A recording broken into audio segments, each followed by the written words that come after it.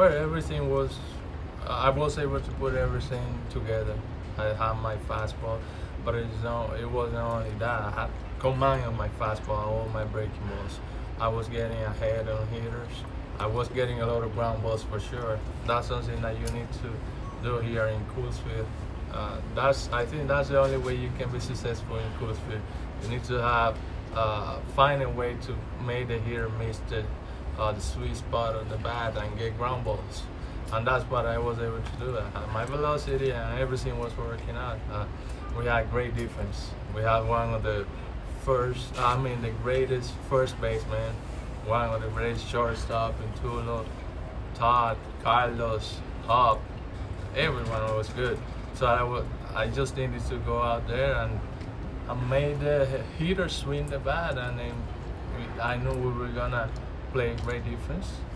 When you, oh sorry, when you think about singular plays, like one play that stands out in your mind, is it that Dexter Fowler catch in center field? From Yeah, that for day? sure. Yeah, he saved my no hitter.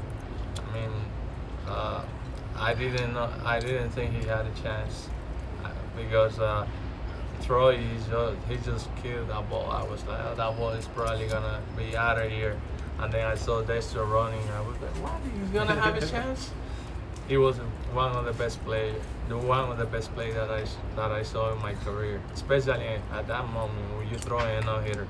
Dexter obviously helped you on the field, but also in the dugout there was that change that pitching coach Bob Apodaca made. Can you talk about what he suggested to you and how it ended up working out?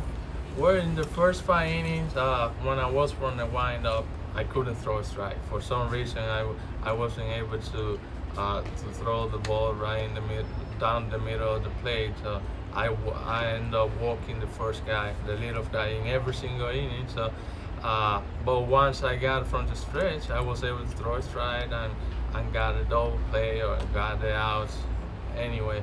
And then Bob came to me in the 5th inning. He was like, "It seems like you're throwing every time you're from the stretch. You had no problem." And I was, yes, I feel good from the stretch. From the windup, I don't know what am I doing, but it doesn't seem like I'm able to throw a strike. So he was like, "Why don't you try to begin from the stretch? If that's what's working, why don't you try?" I was like, "Really? I never done that before. I always been in the starter, so." But I did it, and then it was one of the greatest advice that I got, and it worked out. When you were coming up with the Rockies, were there pitchers that you studied and watched who, been here before, pitched at Coors Field that you learned from, either people that came before you or people you played with? Yeah, I remember seeing a lot of Pedro Astacio. I know he was, especially he was from the Dominican Republic, so I was in the minor, even before I was in the minor, but I saw his videos and the way he attacked hitters and things like that. But I think one of the greatest guy that I saw that I took an advice and he helped me along my career was Matt Herges. I played in AAA with him.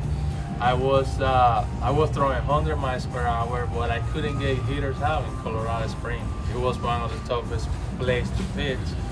And then he was throwing like 92, 93, but he got everyone out. So I came to him. I was like, "Matt, how can you get hitters out? What do you do?" And he said, "I throw sinkers. I move the ball over here, I move the ball over there." And then he taught me how to. He just grab a ball and show me. And from that day, I started throwing sinkers. And then I got here to Coors and I was like, that's what I need to do. But at first, when I got here, it didn't go the way I planned it, because when you're a young guy and you come to Coors, you know all the history, how the ball flies and things like that. And your first thought is you need to strike everyone out. From the first pitch of the at-bat, you're gonna try to strike everyone out. But as the time went by, I just learned. I was like, no, you don't need to strike everyone out. You need to get ground balls. Yeah. You need to miss the sweet spot of the bat.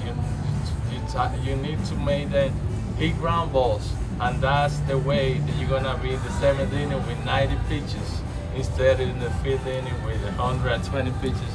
And then when I realized that I had the stuff, I had the sinker, I had the breaking balls, that I just need to encourage to throw get ground balls, and that's when everything clicked for me. Yeah.